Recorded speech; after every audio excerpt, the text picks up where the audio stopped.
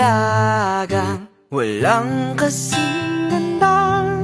Amoy rosas ang alimoyak. Kung nanaisin ng tadhanang mapanlin lang, di hahayaan mawala pa tong liham ng maasang mata mong makabasa. Handang gawin lahat, maging pamilya'y ilikawan. Ngayon lang nakadama ng wagas na pagmamahal. Hiling ka lang naman na tayo na sanang dalawa, sumuli at mag-isa. Papatunayan ang unang pag-ibig ay di mawawalan.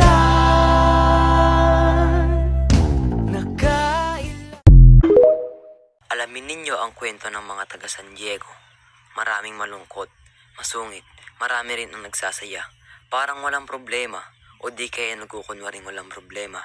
Sa kalye Anluagi ng Binundok, sa isang malaking bahay, nakatira si Don Santiago de los Santos na higit na kilala bilang Kapitan Tiago. Kilala siya sa buong bayan dahil sa kanyang kayamanan, lalo't higit sa kanyang kabaitan. Isang gabi sa kanyang tahanan, Jesus Mariosep, maghintay nga kayo mga bulagsak. Napakalaking handaan nito. Ano sa tingin mo? Naturalmente, si Don Santiago ay napakayaman, hindi niya alahanin ang gumasta ng labis. Nakakalimutan mo sa nito.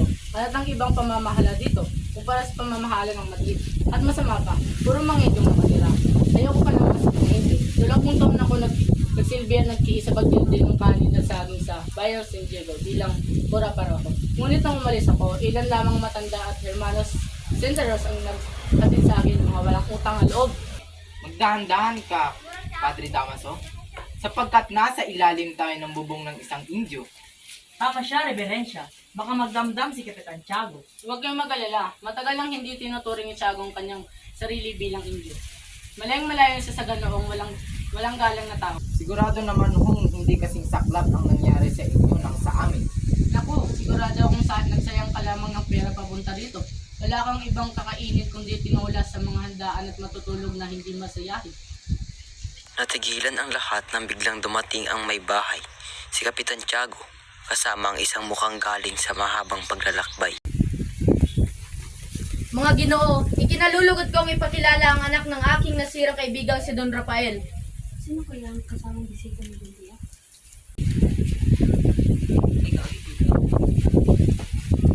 Siya ay si Juan Crisostomo Ibarra. Galing siya ng Europa. Sinundo ko siya mula sa kanyang paglalakbay. Ba't po kayong makilala?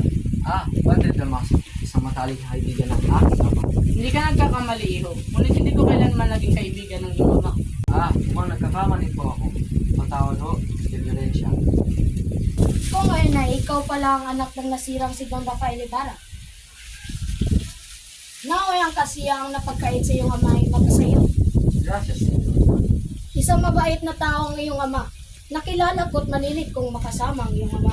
Masasabi ko, isa siya sa mga kagalang-galang at matapat na mamayan ng Pilipinas.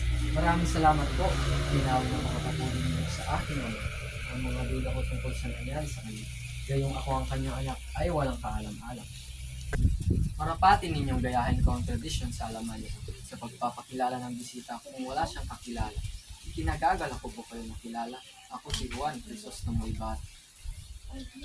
Ikinagagala ka namin makilala sa Crisostomo Ibarra. Kahit magaganda ang mga taga-Europa, ay wala pa rin tatalo sa kagandahan ng ating bansa. Sinungalingan. Marahil ay dala mo rin yan ng tiduran mula sa ibang bansa. Natigilan uli ang lahat ng may ipahayag si Kapitan Tiago. Mga mahal kong panauhin, halina't pumunta tayo sa paghanda ng hapunan. Handaan niyo ng tinola.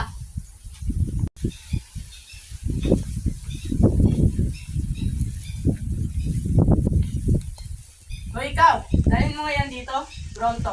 Alam niyo ba ang sa buong Las Pilipinas, tinola ang aking pinakapaborito. It's muy delicioso. Pwede bang patigilin ng musika? Nakakarindi sa tenga. Ilang taon kang nawala sa ating bayan, Senyor Ibarra? 7 taon na po. Sa 7 taon mo sa Europa, malamang nakalimutan mo na ang iyong bayan. Ang totoo po niyan ay parang ang aking bayan ay hindi nakalimutan sa akin. Kaya kung naalala ang aking bayan, kahit na ako ay malayo. Totoo ba yan, hombre? Opo, Doña Guillermina, kahit kailan ay hindi makalimutan ang aking bayan. Sa mga bansang napuntahan mo, ano para sa iyo at ang pinakamaganda at tumatak sa iyong isipan?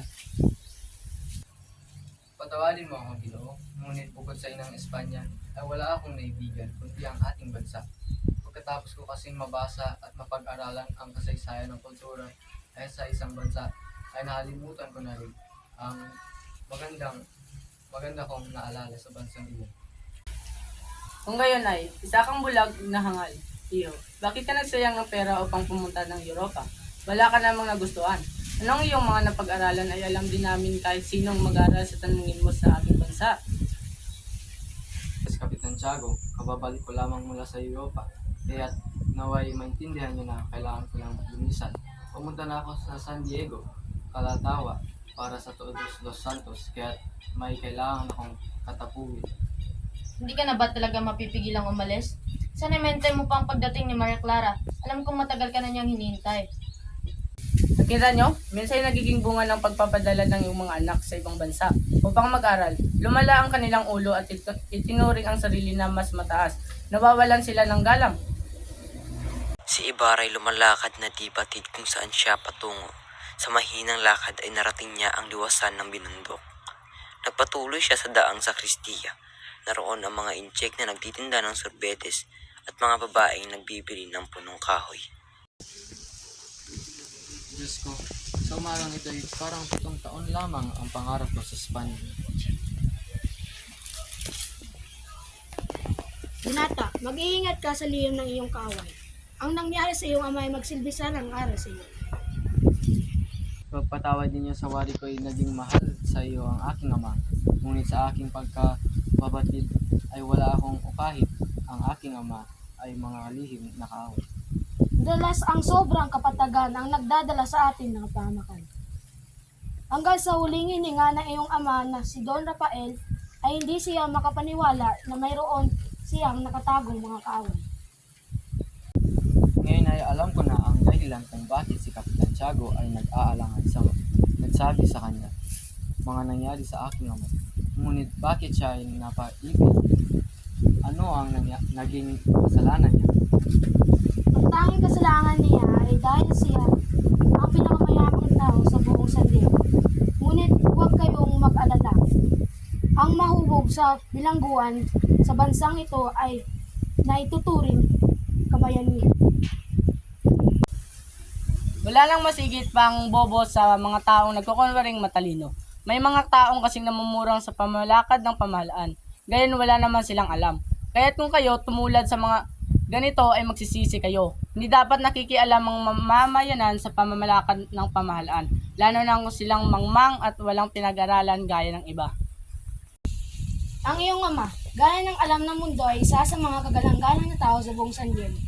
Ngunit ito ay kinainisan at kinamuhian din siya ng ibang ng kanyang mga kababayan. Dahil siya ay may naibang filosofiya mula sa nakararami, pinapalagay ng mga kaway na yan ay siya ay isang ereya at pilibustero. Mula sa pulpeto ng simbahan ay ikinalat ni Padre Damaso ang ganitong mga pasaring kahit na walang pangalang nababanggit. Ginoo, maaari bang basahin ang laman ng sulat? Huwag na kayong humarang sa dinadaanan ko kung ayaw mo kulong sa kalter. Talaga? Ikukulong mo kami? Basahin mo nga muna to. Ano ka ba? Hindi siya ka makakabasa kasi mas matilino pa yung kanyang tiyan kaysa sa ulo niya. Mga lapastangang bata. Uy, maawa ka sa mga bata. Ginoong kabera. Huwag mo sasaktan. Huwag kang makialam dito, tanda. Dapat sa iyo yan. Hay buhay. O Pia, aking mahal na esposa, naway makapiling ng lumika ang iyong kaluluwa. Naway sumalangit ka. Samantala, sa bahay ni Kapitan Tiago, Nabusog ba ang mga bisita sa Sandal, Isabel? Palagay ko'y oo, Santiago. Panigurado na busog sila sa dami ng handa. Nakalulungkot lamang sabihin na alis agad si Ibarra sa gitna ng kasiyahan. Si Elizabeth, Clarita. O siya, maiwan ko muna kayo mag-ama at mag-aalis pa ako sa kusina. Tila yatang may bumabagabag sa iyong kalooban, Ama. Meron nga po ba? Walang anuman, Iya. Nagpapasalamat lamang talaga ako sa Panginoon dahil binayaan niya tayo ng maayos na buhay. Ngunit sa wari ko ay mas masaya sana tayo kung ang iyong ina ay hindi nawala sa atin ng maaga. Papa, huwag niyo na po sanang balikan ang nakaraan. Mabutit pa't matulog na lamang kayo at panigurado'y pagod na kayo sa kakatanggap ng bisita kanila. Nagpapasalamat talaga ako sa Diyos dahil binayaan niya ako ng napakabait at pitagang anak katulad mo. Kinaumagahan, makikita si Maria Clara na nakaupo sa isang silyon, katabi ng isang binata, abala sa pagbuburda, baka sa kanyang kilos na may hinihintay siyang bisita.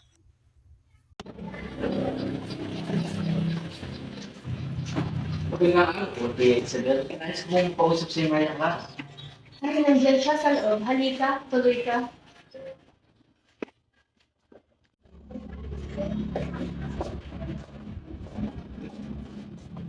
Kumusta si Ma? Salamat naman at dumalo kang muli sa aming tahanan.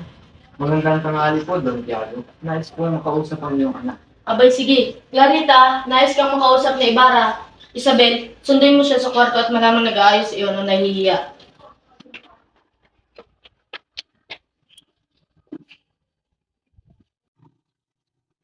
Oh, ayan siya. Baka rin na kayo mag-usap sa asikaya. Kailangan mo ba ng maiinom, Ibarra? Nasa Silver, ngunit hindi ko nakapok kailangan. Swerte ako at may pagkasundo tayo ng ating mga magulang upang ikasal. Napakatanig na hindi nakiswasta mo. Siguro dahil yun ay nabihag mo ang maraming kababaihan sa bansang yun. Isang magandang obra ng Diyos ang ating sinusunta. Bakit pa ba ako maghahanap ng iba? Sinungaling. Hindi ako makapaniwalang sinasara mo ang iyong mata pagdating sa ganda ng ibang hilang sa iyong oka.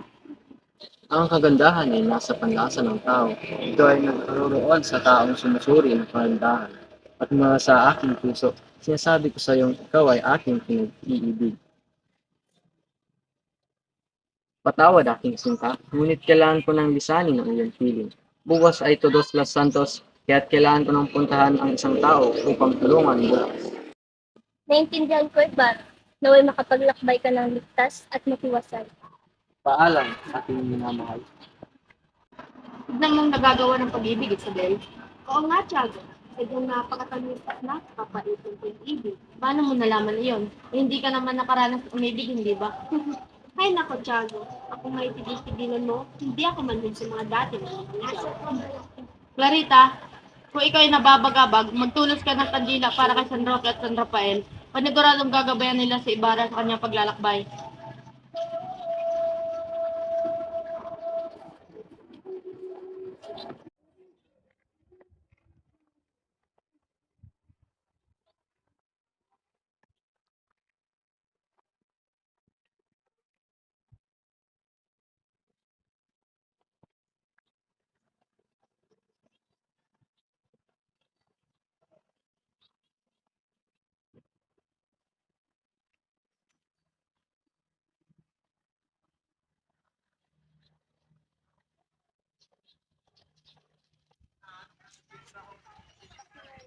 Kinaumagahan, aalisin na Tia Isabel at Maria Clara na makasalubong nila si Padre Damaso na papunta ng kanilang bahay.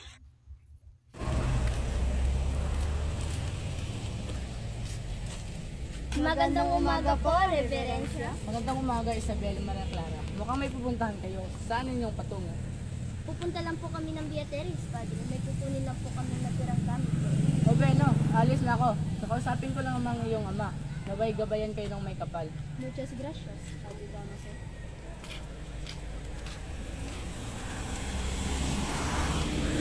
Tandaan mo lang ng mabuti yung sinabi ko sa Tiago. Iniisip ko lang ang iyong pakanan. Naiintindihan ko po, Padre. Masusunod ang iyong kahilingan.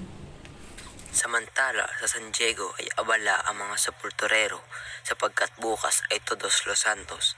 Nag-uusap ang dalawa sa kanila habang may hinuhukay na bangkay. Oy, sa ibang lugar na tayo maghukay. Bagong-bago pa iyan. Pare-pare yung bago ang mga libing ang mga yan. Ayoko nang maghukay. May mga dugo pa ang buto at ang mga buhok. Masyado ka na masilan. Kung ikaw ang gumawa ng ginawa ko, 2 araw pa lang nilibing ang mga yan. At madilim pa noon at namatayan pa ako ng ilawan.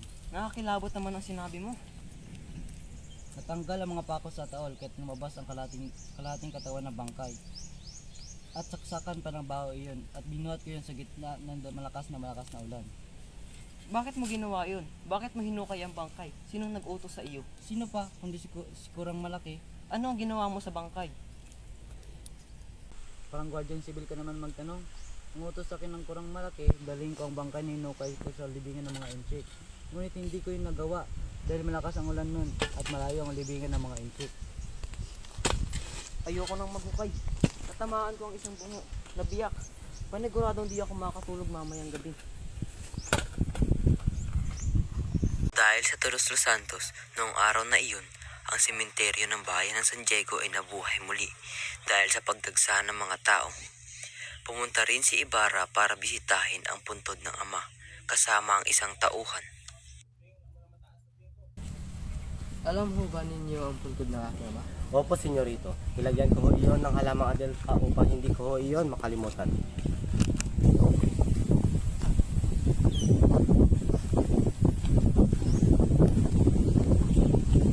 Akala ko ba alam ninyo ang puntod ng aking ama? Dispensa po, senyorito. Alam ko naman po talaga yun eh. Hindi ko lang po talaga maintindihan kung bakit tayo nawawala. Ayun po oh. Alam ko ho na dyan siya nakalibing. Magtanong ka sa supulterero kung bakit gano'n ang libing. Kung walang galang na po, alam po ba ninyo kung nasaan ang malaking cross sa puntod na iyon na may pangalang Don Rafael Ibarra? Yung puntod na may cross na may mga bulaklak. Sinunog ko na. Sinunog? Opo, pinasunog po yun ni Kurang Malaki. Kung gayon ay, bakit sinukay ang bangkay ng aking papa? Saan nyo dinala yun? Ang utos po sa akin ni Kurang Malaki, ilibing ko siya sa libingan ng mga inchik. At ginawa mo din sinabi niya? Hindi po, napakabigat na ng bangkay at napakalakas po ng ulan, kaya nilagay ko muna siya sa tabing ilog. Patawad po, senyor. Ikaw ba ang gumawa ng kalapastangan sa aking ama? Ikaw ba? Sagot ka. Kung ano man iyon, sinasabi ko sa iyo ngayon pa lamang. Wala akong nalalaman sa sinasabi mo. Kung hindi ikaw, sino? Paniguradong hindi ako ang iyong hinahanap, kundi ang kurang na paniratan ko na si Padre Damaso.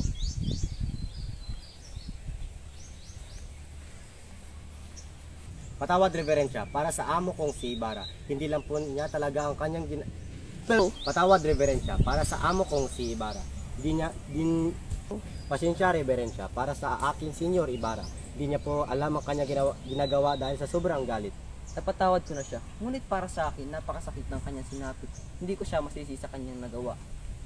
Gabayan nawa siya ng may kapal. Samantala, sa ikalawang palapag ng kampanyaro ng simbahan ay may kita sina Crispin at Basilio, magkapatid na sakrista ng simbahan. 10 taong gulang si Basilio habang 7 taong gulang si Crispin. Crispin, hilahin mo ng mabuti ang tali. Magpahinga naman tayo, kaka. Kanina pa tayo nakatayat nagpapatulog ng kampana dito eh. Di pa pwede. Papagalitan tayo ng Sakristan Mayor. Oo nga pala. Ilan daw yung sasahurin mo ngayong buwan? 2 na lamang, Crispin. Go. Dalawang Realis. Go. 2 reales na lamang, Crispin.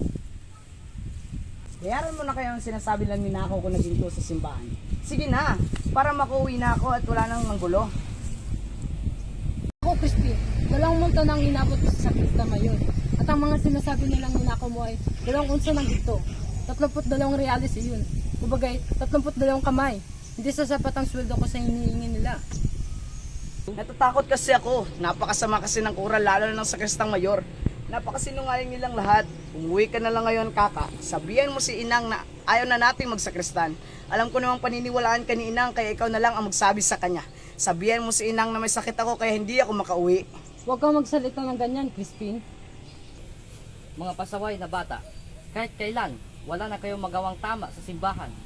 Ikaw, Basilio, magmumulta ka ng 2 reales dahil sa hindi magandang tunog ng kampana. Hindi ka rin uuwi ng alas 8, kundi alas 10 na ng gabi. Ngunit uhulin ako ng mga gwardya. Sasagot ka pa? At ikaw, Crispin, hanggat hindi mo inilabas ang 2 unsang gintong ninakaw mo, kahit kailan mga wala kayong galang, pati sa simbahan, pinagnanakawan ninyo. Hindi ko naman po ninakaw yun eh. At wala naman po akong nanakaw na kahit na ano. At sasagot ka pa, ikaw sa'yo. Aray po! Tama na po, maawa na po kayo. Huwag mo akong pigilan. Nanginig sa takot si Sisa na marinig ang tinig ng kanyang anak na parang umahangos at mas lalo pa siyang natakot noong makita niya ang anak na tigma ng dugo ang muka. Inang! Buksan niyo po ang pinto. Jesus Maria, ano nangyari sa'yo, Basilio? Huwag po kayo mag-alala, Inang. Naiwan si Crispin sa kumbento. Naiwan? At siya ba'y buhay? Salamat at buhay siya. Bakit katuguan? Naku naman. Ako po'y tumakas sa kumbento. Ngayon lamang po ako pinauwi ng Secretarian Mayor. Dahil hindi daw ako makakauwi kundi alas 10 ng gabi. Bawal na maglakad ng alas 9. Kahit nung nakasalubong ko ang mga gwardiya sibil sa bayan at sinigawan po ako ng Queen Bebe, ay nagtatakbo ako. Pinaputokan po nila ako, no. At isang pungulo ang tumapli sa aking noo. Mga walang hiya talaga mga gwardiya sibil. Sadyang wala sila mga puso. Halika anak at gamutin natin ang iyong sugat.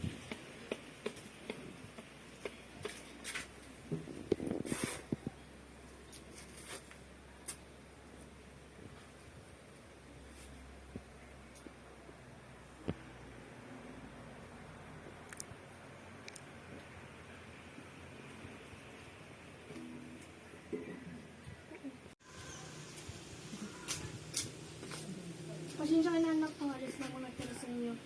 Lagad na ako ng masasarap na ulam ng inabusito ng mama. Sinatnad ka po ba niya? Huwag ka mag-alala, hindi niya ako ginawa ng masama. Narusahan po siya ng Secretarian Mayor dahil daw nagnakaw siya ng 2 unsa ng ginto. Hindi naman siya talaga nagnakaw. Ngunit hindi daw siya pauuwin hanggat hindi niya yun na ibabalik. Mga baging Panginoon, kawawa naman ang aking bunso. Hindi naman ganoon tao ang anak ko. Hayaan mo anak at kausapin ko ang kura bukas. Dadalhin ko siya ng gulay bukas at hihiling ko ang kalayaan ng iyong kapatid. Matulog ka na at huwag mo na isipin pa yun. Walang galang na bata. Magnanakaw. Kura! Maawa na po kayo sa akin. Huwag kang magtago, hangal. Kasalanan mo yan. Lapastangan ka. Tignan natin kung hindi mo pa ibalik ang ninakaw mo. Maawa na po kayo sa akin. Hindi po ako nagnakaw. Sa Cristian Mayor po ang nagnakaw. Huwag kang magbintang kahit kailan napakasama mo, napakasama ninyong magkapatid. Ay, kuya, tulungan niyo po ako. Aray, walang iya kang bata ka. Kinaumagahan, maaga namita si Sisa ng mga pinakahinog at pinakaberdeng gulay sa kanilang gulayan. Nilagay niya ito sa isang bakol at umalis upang pumunta sa simbahan at kausapin ng kura sa kumbento ng simbahan.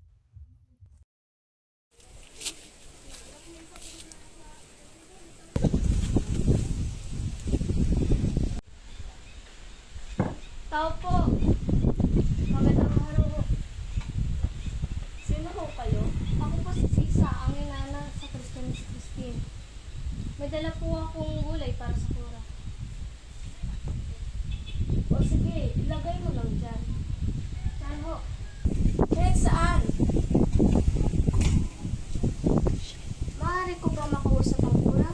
Hindi maaari. May sakit ang kura. Kung gayon ay kahit makausap ko lang ang aking anak na si Crispin. Huwag kang magkaila. Alam ng lahat na si Crispin ay nasa inyo ng bahay. Basilio ay nasa bahay, ngunit si Crispin ay naiwan dito. Ibig ko sana'y makita. Naiwan niya, ngunit tumakas din siya pagkatapos magnakaw ng maraming bagay. Baka nga hinahanap ko siya mga gwardiya sibil sa inyo eh. Ang mga napakabuti mong asawa, ngunit masasama naman din ang mga anak. Tulad ng kanyang ama, lalo na yung maliit. Naku, baka hindi tanggol ang kanyang ama. Hindi mo ba naintindihan? May sakit ang kura.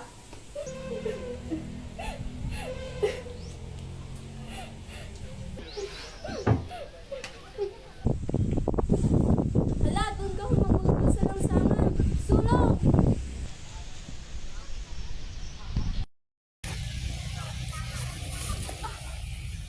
Diyos ko, pagkasano pa ba yan ng aking mga anak?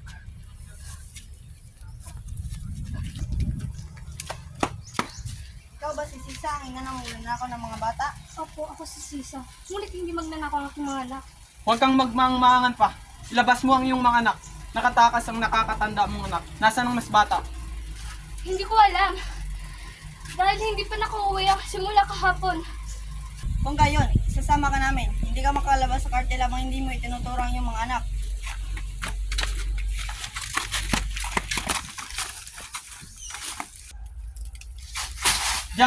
Diyan ka na babagay.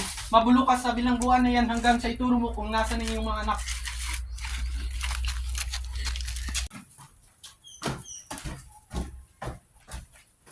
Ang krimeng iyon ay kasalanan ng kura. Pakawalan ng biyag at huwag nang abalahin pa kailanman. Gustong kuhain ng kura ang nawalang ginto? Sabihin mo, magdasal sa kay San Antonio. Para siya hindi niya alam ang lahat ng yun.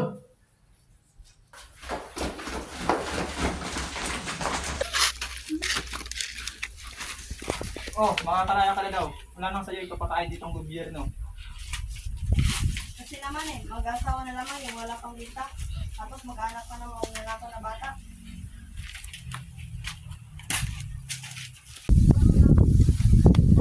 Basilia! Crispin! Mga anak! Nasaan na kayo? Inang! Inang! Nasaan na kayo, Inang? Basilio! Crispin! Mga anak ko! Tandang Tasyo! Nandiyan ba ang mga anak ko? Wala pang tao. Inang! Inang! Nandiyan po ba kayo, Inang? Hoy, ikaw yung hinahanap naming bata. Huwag kang gagawa ng masama.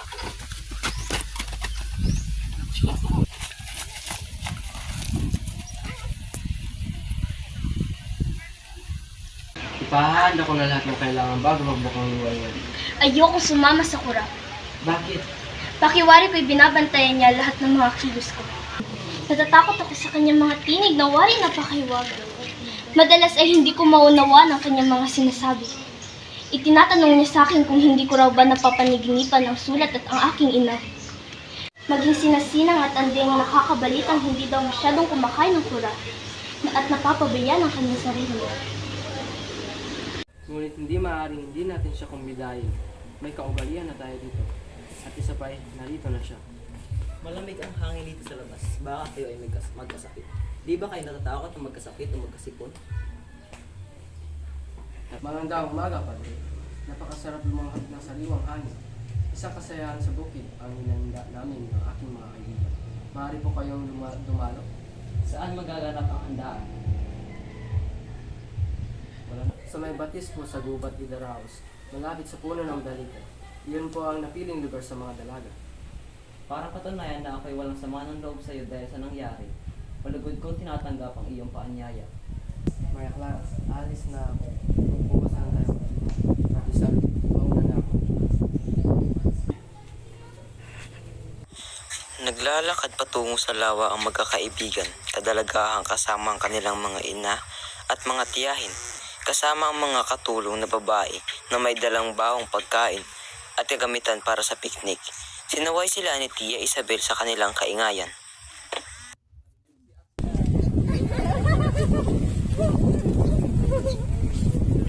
Tila yata may ibig mamaliwas.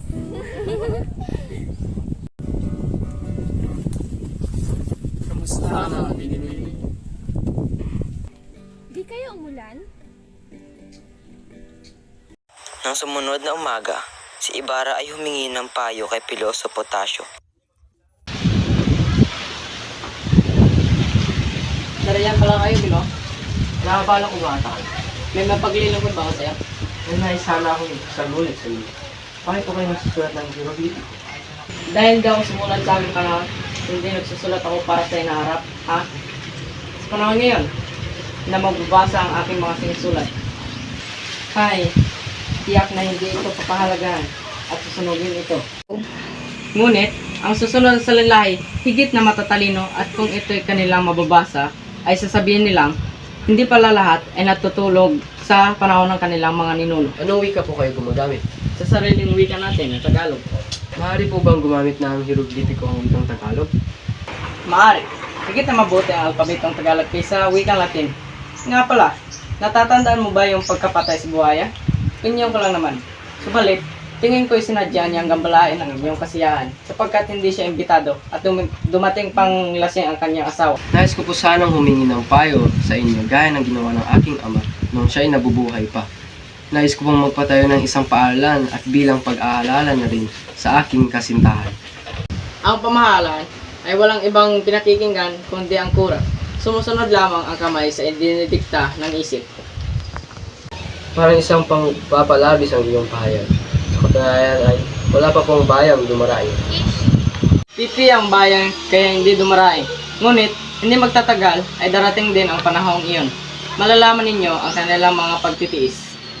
Naunawaan ko ang iyong ibig sabihin.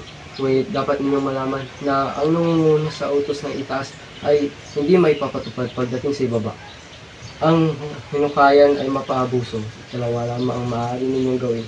Ang lumukod sa mga makapangyarihan, hindi lumukod na kapalit na hamakan. Hindi ko ba maaaring mahalin ang sabay ng Espanya at ang aking bayan? Bakit ako yuyukod kung hindi kailangan? Sapagkat ang lupang iyong tinatakpan ay nasa kapangyarihan ng mga taong nagpapahalik sa kanilang mga kamay. Nagpapahalit ng kamay? Nakalimutan pa ba ninyong sila ang may kagagawan ng pagkamatay ng aking ama? Hindi ko nais ipaghiganti ang aking ama alang-alang sa kapakanan ng relihiyon. Hay, iyo, huwag mo na ninyong gawin ang inyong plano hanggat hindi ninyo lubusang natanggap ang kasawian ng inyong ama.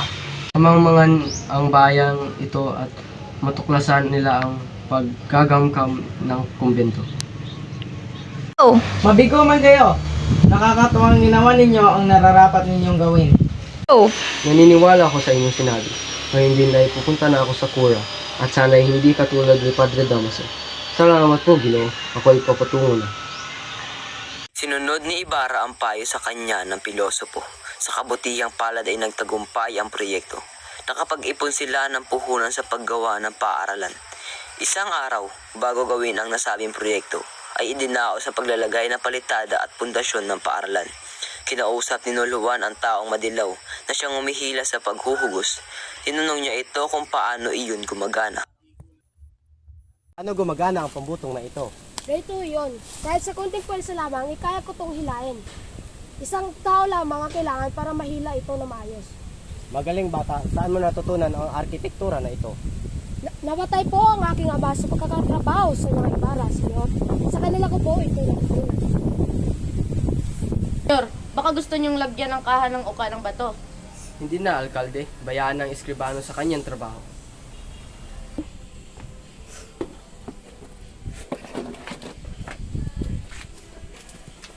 Ay,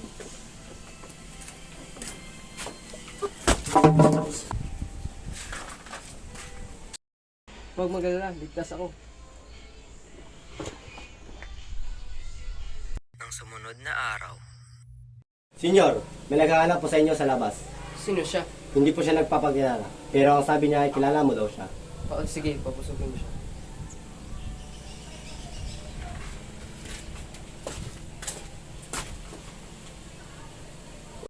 Elias, tuloy ka. Hindi ko inaakala na darating ka. Tara, mag-usap tayo. Patawad, senyor. Pero dapat na talaga kayong mag-ingat. Marami na kayong lihim na kaaway. Hindi lang ikaw ang unang nagsabi sa akin yun. Marami pa silang nagtatago sa likod ng mga nakangiting mukha at mabait na katawan. Isa na ang taong dilaw sa kanila.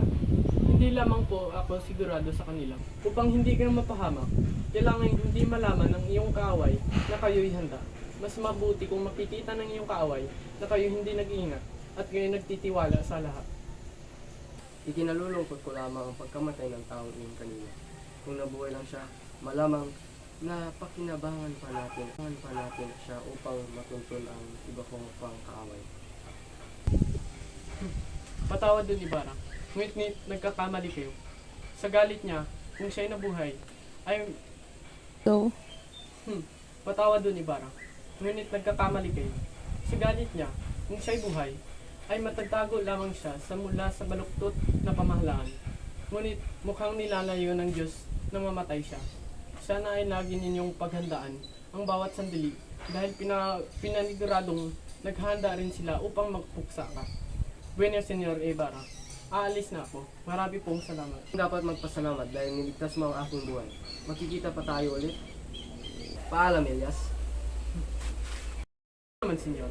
Kahit kailan nyo naisip at kailan nyo kailangan, may pakakautang pa ako sa inyo. At alam kong hindi sapat ang aking ginawa upang mabayaran iyon. Sa bahay ng Alperes sa parting bintana ay may kitang silyon na laging inuupuan ni Doña Konsolasyon. Si Doña Konsolasyon ay isang kuskusing babae na nag-aastang Europeya. Asawa siya ng Alperes. Mas kilala siya bilang Doña Alperesa. Mahilig siyang mag-Espanyol at nagpapautal-utal ng Tagalog upang hindi siya mahalata. Isang araw ay naririnig na umaawit si Sisa na inalagaan sa bahay ng Alperes. Kaya't ipinatawag ito ni Doña Konsolasyon upang pakantahin. Hindi ito nakapagbigay na galang kaya agad nakinuha ni Doña ang nakasabit na latigo. Bilia, isang mujer que cantar Tagalog, él no entiende.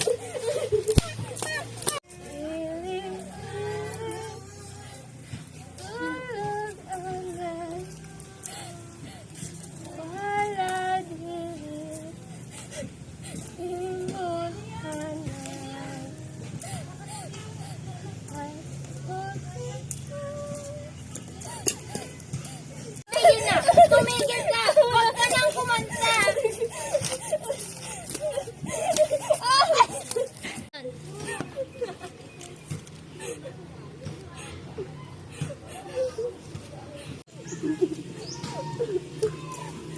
Dalhin mo ang baliw na ito. Sabihin mo kay Marta na bigyan niya ng ibang baro at gamutin. Pakainin mo siya ng maigi. Bigyan ng mabuting higaan. Mag-ingat kayo at huwag siyang lapastanganin. Bukas ihahatid siya sa bahay ni Ginong Ibarra.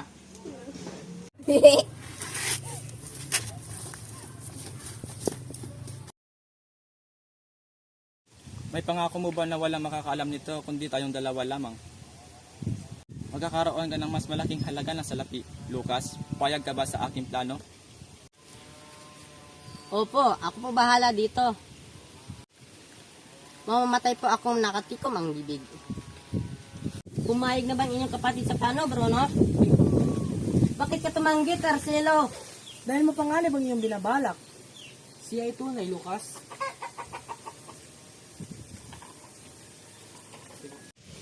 Lucas, pwede mo ba akong pahiramin ng pera? Kahit 4, 3, o 2 rilis lang. Ibabalik ko ito sa iyo ng doble. Ngunit hindi ang aking perang ito. Inilaalaman ito ng Senyor Ibarra para sa taong sasang-ayon sa plano. Patawarin niyo ako, pero hindi ko kayo mapapahiram. Tutagapit na natin? Oo, ngunit sabihin mo natin kung ilan na makukuha natin. Lucas, magkano ba ang mapapala namin? Bawat isa sa iyo makakatanggap ng 3 piso at 10 piso sa bawat maayon ninyo. At kung magtagumpay man ito, lahat ng sumali ay makakatanggap ng 100 piso. Mayaman si Senyorita Ibarra. Tandaan niyo yan. Kung gayon ay payag ako. Ako na rin, Lucas. Si Padre Salvi ay nagmamadaling tumungo sa tahanan ng Alperes.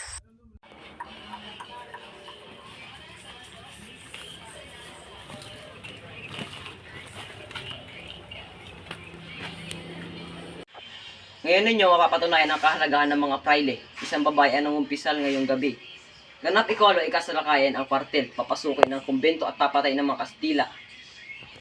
Isang malaking pag-aalsa ang mangyayari. Sinong uulin ko? Huminahon kayo. Ang dapat ninyong pagdaan ay ang pagsalakay nila. Padalhan niyo ko ng 4 na gwardiya sibil at pakisabihan ng mga bantay sa mga daungan. Huminahon kayo. Ang dapat ninyong pagdaan ay ang kanilang pagsalakay. Padalhan niyo ko ng 4 na gwardiya sibil at pakisabihan na din ang mga tao sa daungan. Kailangan ninyong mag-ingat upang mahuli sila. Tungkulin niyo iyon sapagkat kayo ang tatanggap ng medalya kung sakaling magtagumpay. Sana'y hindi niyo malimutang banggitin ang aking nagawa. Natuklasan na magkakaroon ng isang malaking pag-aalsa at tayo ang nakatagtang mapahamak sapagkat isisigaw ang iyong pangalan ng mga maghimagsik na bayaran. Huwag na kayong mag-alinlangan pa, Ginoo. Anumang oras ay maaaring sumiklab ang pag-aalsa. Kailangan ninyong umalis. Saan ako pumunta? May naghihintay sa akin? kahit saang lugar, sa Maynila o sa bahay ng isang makapangyarihan, upang hindi nila masabing totoong may kinalaman ka dito. Paano kung ako ang magsuplong ng pag-aalsa? Pinila na kayo taksil. Pinayaan sila para mahuli. Sunugin ang mga kasulatan. Tumakas at maghintay kung ano ang mangyayari at dapat mong gawin. Si Maria Clara, hindi mabuti pang mamatay na lang. Tulungan mo ako, Ginoo. Diyan nakatago ang kasulatan ng aming kami. Ibukod ninyo ang sulat ng aking ama na lalong mapapahamak sa akin. Kilala po ba ninyo si Don Pedro Ibarramilla? Siya ang lolo ko sa tuhod. Sabihan ng aming angkad. Kayo ang tinuro sa akin ng Diyos para makapaghiganti. Tignan niyo ako ng mabuti. Tignan niyo ang mukha. Ito ang puno-puno ng pagtitiis. Alang kayo'y nabubuhay, umiibig, may kayamanan, kinikilala, nabubuhay, nabubuhay.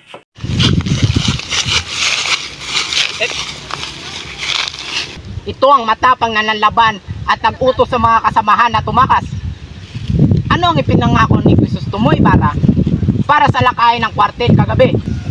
Ginanti ko lamang ang aking ama na pinatay niyo sa palo. Hanapin ninyo ang dalawa niyong kasama. Inihulog namin sila sa baging kahapon. Doon sila magbubulok. Sino ang inyong kasabwat? Dalhin siya sa bangkay.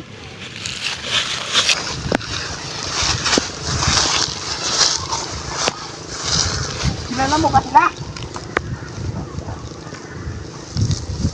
Patayin niyo na lang ako kung totoo kayong Kristiyano. Mabilis na sumagwan si Elias patungong San Gabriel. Dadalhin ko kayo sa bahay ng isa kong kaibigan sa Madalingan. Ihatid ko doon ang salapi ninyo na itinago. Magagamit ninyo sa pangingibang bansa. Mangingibang bansa? Sa ibang bansa ay makakapamuhay kayo ng tahimik. Marami kayong kaibigan sa Espanya. Matutulungan kayo. Iniligtas mo ang buhay ko ng 2 beses sa kabila ng kasawian ng iyong angkan sa aking angkan. Marapit lamang na ibalik natin sa iyo ang iyong yamang nawala. Sumama kayo sa akin sa ibang bansa at magkaroon tayong magkapatid. Tayo kapwang sinubalan sa sarili nating bayan. Hindi ako magiging maligaya sa ibang lupain. Dito ko nais magtiis at mamatay. Pero bakit pinaalis niyo ako? Sa ibang bansa ay maaari pa kayong magtagumpay. Kung daranasin ninyo ay bayong hirap, baka dumating ang araw na itakwil ninyo ang sariling bayan. Hindi totoo yan. Wala akong ibang naisip kundi ang kapakanan ng bayan. Hindi nyo ako nauunawa. Naniniwala ako na inibig ninyo ang bayan sapagkat wala po kayong naranasan na paghihirap. Subalit, sa isang araw na maranasan ninyo ang hirap, gutom at pag-uwi, naniniwala kong itatakwil nyo ang bayan. May katwiran ka, Elias. Ako yung taong umaayos sa ng panahon. Malinaw sa akin na lahat ngayon ang ating bayan ay nabubulok sa sakit na kailangan nating panlunas. Isang cancer sa litmina na kailangan gamutin at sukuin. Akong nagtatanggol sa bayan ay isa ngayong pulibustero.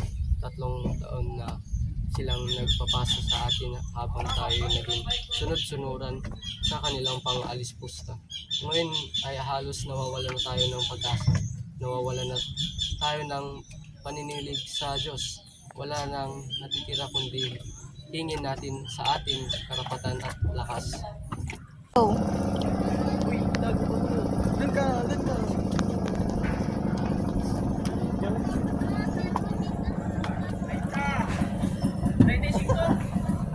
Saan ka nang galing? Nirasyonan ko po ng damo ang pura at naghukom sa Maynila. Sige, maaari ka nang magpatuloy. Huwag ka lamang magsasakay ng maski sino, sapagkat may isang bilanggong nakatakas na ngayon ay pinaghahanap. Kung siya ay iyong nahuhuli, tiyak na magagawaran ng gantimpala. Paano ko po siya makikilala? Nakalibeta at mahusay magsalita ng wikang Kastila, kaya huwag kang pakakatiwala. Sige po, salamat. Makinig kayo sa aking sasabihin. Mayaman kayo at maaari kayong makapagbayad na iyong makakasama. Ngunit, baka maliliit lamang na tao masaktan. Kaunting kalayaan at katarungan lamang ang hiningi ng mga sawing palad at hindi pagkatakwil sa Espanya. Itong mag-isa, alias, hindi ako papayag na matapos na maging matapat sa bansa at kagalingan, ay ito ay igaganti sa akin. Kailangan kong mailahad sa bayan na kaapihang ito ay hindi walang kabuluhan at paghahangad ng kalayaan. Maaari ba ninyo akong ihatid sa bundok? At dito na po tayo sa Santa Ana. Ito ang lugar kung saan ko ginugol ko ang mga maraming masasayang araw. Ang lahat ng alaalang iyon ay hindi na mababalik pa. Yan ang palwa. Humiga kayo at tatakpan ko po kayo ng bayo. Natakot ka na. Hindi mo man lang inasahan ang iyong pagdating. Nandito ako para saksiyan ng kasal mo. May sakit ka naman ba? Anak, bakit ka namumutla? Wala ka bang tiwala sa akin na inama mo? Gusto ko lang malaman ang nangyayari sa iyo. Mahal pa ba ninyo ako? Tulungan ninyo ang aking ama para di matuloy ang aking kasal. Noong buhay pa si Bara, gusto kong lumaban, umasa at manalig. Ibig kong mabuhay para marinig kahit paano ang mga bagay tungkol sa kanya. Pero ngayon patay na siya. Bakit pa ako mabubuhay at nagtitiis? Hindi hamak nakakahigit si Linares kay. Maaari akong magpakasal kanino man noong nabubuhay pa si Crisostomo. Wala namang gusto ang ama ko kundi malaking ugnayan sa mga puder. Pero ngayon patay na siya. Walang sino mang tatawag sa akin na asawa. Kumbento o sementeryo lamang ang aking pagpipilian. Anak ko, patawad. Hindi ko sinasadya ang kalungkutan mo ito. Ibig ko lang mabigyan ka ng mabuting kinabukasan. Ang kaligayahan ito ay mahal kita. Mahal pa pala ninyo ako, huwag niyong hayaan. Ako'y malungkot habang buhay. Patay na siya. Ibig ko na rin mamatay o maging madre. Isang madre? Isang madre? Hindi mo lamang alam, anak ko, ang buhay ng misteryong nakakakubli sa mga pader ng kumbento. Matandaan na ako, Maria. Hindi na kita kayang maalagaan, pati ng kaligayahan mo. Humiling ka ng iba pa. Mahalin ang binata kahit sino man siya, huwag lang sa kumbento.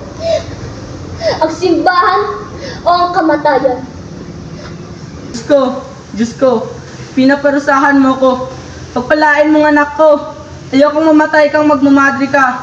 Diyos ko, tagal na rito kang nagpaparusa ka.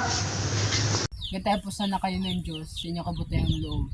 Ngayong Pasko, gusto ko sanang umuwi para makita ang aking ina at kapatid. Lubusang magaling at lubang may kalayuan pa ang bayan sa inyo. Nahihirapan ka pang makauwi sa inyo.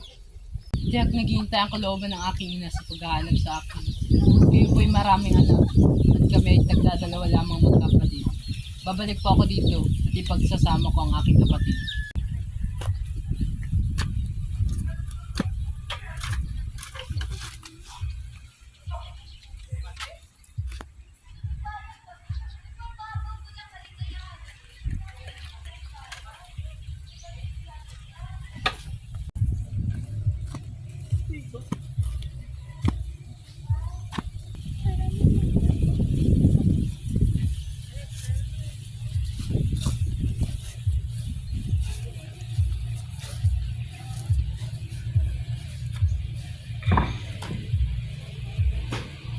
Samantala ay nakauwi na sa bahay si Basilio at dinatnan iyong sira-sira at wala ang ina.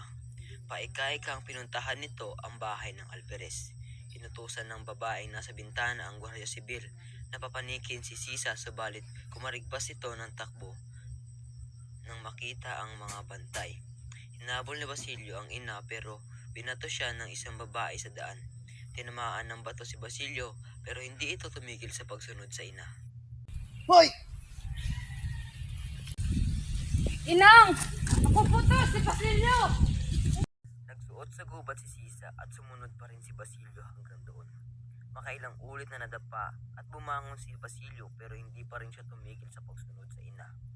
Narating nila ang libingan na nasa tabi ng puno ng balete. May pintuan ito at pilit binuksan ni Basilio. Anyong tatakas muli si Sisa, subalit napatihulog na si Basilio. Nagawa pang yakapin at halikan ni Basilio si Sisa. Tigmak ang dugo sa noo ni Basilio at nawalan ng malay tao. Pinagmasdan ni Sisa ang mukha ng bata at natigilan siya na makilala ito. Napasigaw si Sisa at nagbalik ang alaala. Hinagkan at niyakap ng mahigpit ni mag-isa ang anak hanggang sa napalugmok na rin ito. Nagbalik ang ulirat ni Basilio at nakita ang inang pinanawan ng malay. Kumuha ng tubig sa Basilio at binisika ng mukha ang ina. Tinikit niya ang tainga si dibdib nito hanggang sa sinakmal ng matinding pagkasindak si Basilio. Patay na si Sisa. Iyakap ni Basilio ng malamig na bangkay ng ina. Pag-angat ng ulo ni Basilio, nakita niya si Elias.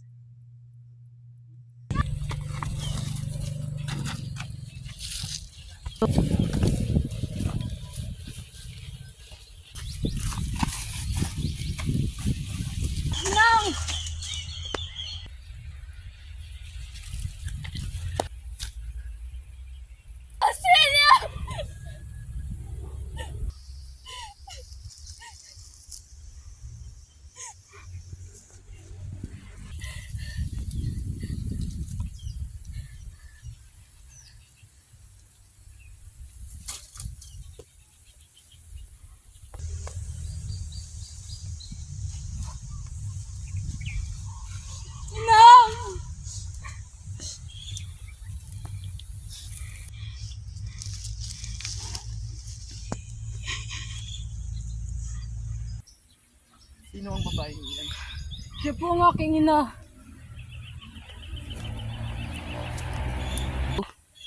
Nasugatan ako at may 2 araw na akong hindi kumakain o umiinom man lang. Hindi nagtatagal, mamamatay na rin ako. Sunugin mo ang aming mga bangkay ng ingay. Kung walang darating na sinuman, hukayin mo ang mga gintong ibinaon ko. Ariin mo iyon at gamitin mo sa iyong pag-aral. Mamatay akong hindi ko man lamang nasilayan ang ningning ng bukas liwayway ng aking inang bayan. Kung kayong napapalad na makita, batiin niyo siya at huwag kalimutan ang mga malugmok na Sino ko? Mamamatay akong hindi ko man lamang nasilayan ang ningning ng bukas liwayway ng aking inang bayan. Kayong mapalad na makakita, batiin ninyo siya at huwag kalimutan ang mga nalugmok at nasawi sa dilim ng gabi. Yatsura mo tabi to. Pagkatingala sa langit ay kumibot pa ang mga labi na tila nananalangin hanggang sa unti-unting nabuwal sa lupa si Elias.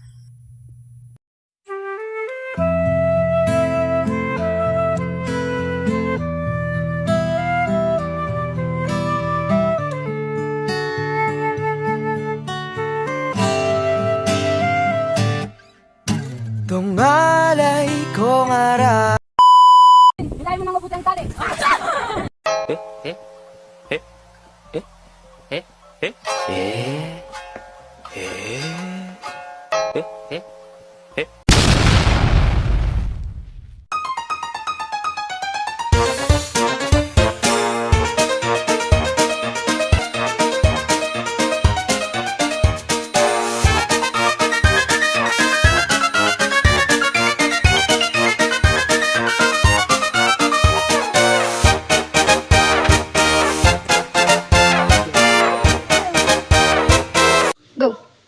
Mahal pa ba ninyo ako? Pipi ang bayan kaya hindi dumara. Pipi ang bayan! Pipino! Ikinati ko lamang ang aking ama na pinatay mo sa palo. Go! Ikinati ko lamang ang aking ama na pinatay mo sa palo. Go! Ikinati ko lamang ang aking ama! Isos Mario. Magdahan-dahan ka, Kapitan Tiago. Tawaran ka ng gantimpala. Sige po, salamat. Behind the scene.